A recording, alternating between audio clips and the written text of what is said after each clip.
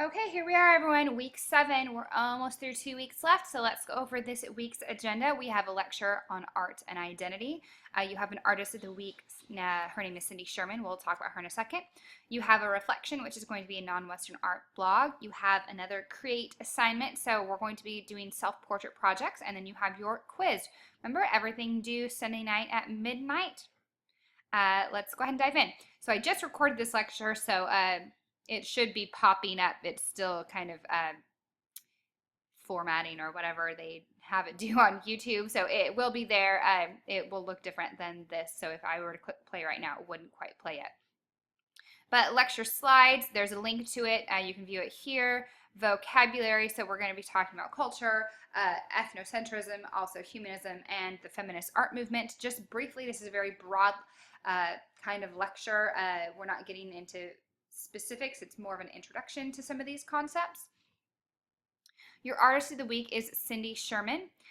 So you do not have any Q&A due this week, so this is strictly enrichment, but she's one of my favorite contemporary artists.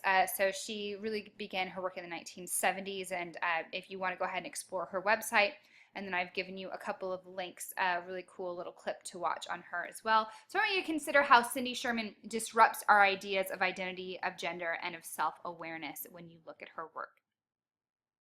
Okay, so your reflection this week, it's a non-Western art assignment. So you're going to be using Google Art Project again, and I want you to select one of the following collections to explore. So you can go ahead and click on the links to any of these. So if you clicked Nigeria, for example, this will pop up and it will give you a whole collection of works for you to explore. So pretty cool. And I want you to select one artwork from one of these links. So select one artwork to discuss from this collection and include the image with proper citation in your post, and make sure you're embedding that image into your post with the artist name, the title of the work, the year it was created, the medium, and the link to your image. If you can't find some of that, if some of it isn't present in some of this work, that is definitely possible for some of the work you're going to be looking at. So just include what you can. And this is what I want you to do. I want you to first describe the work using an ethnocentric approach.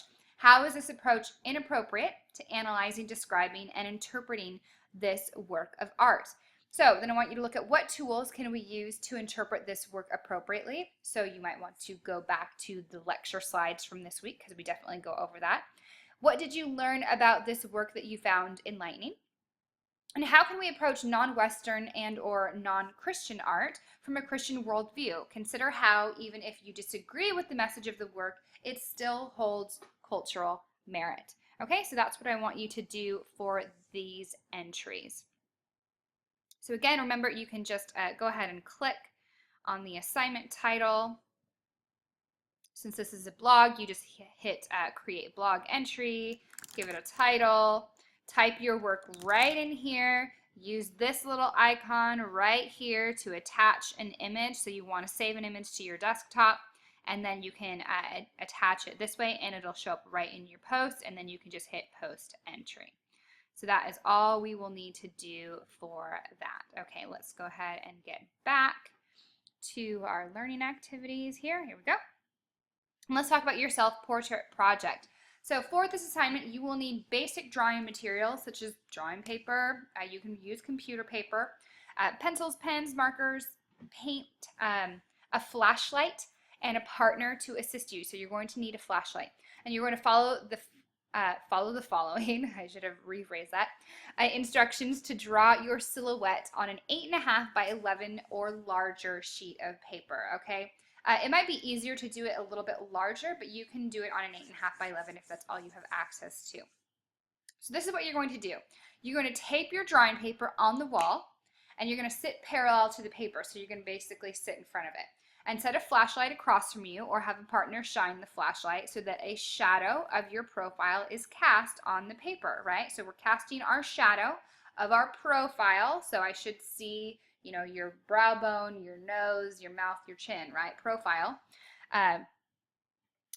And you're going to have someone trace the silhouette onto the paper. So be sure your profile takes up the majority of the paper. Don't give me this tiny little profile and then a bunch of blank space around it.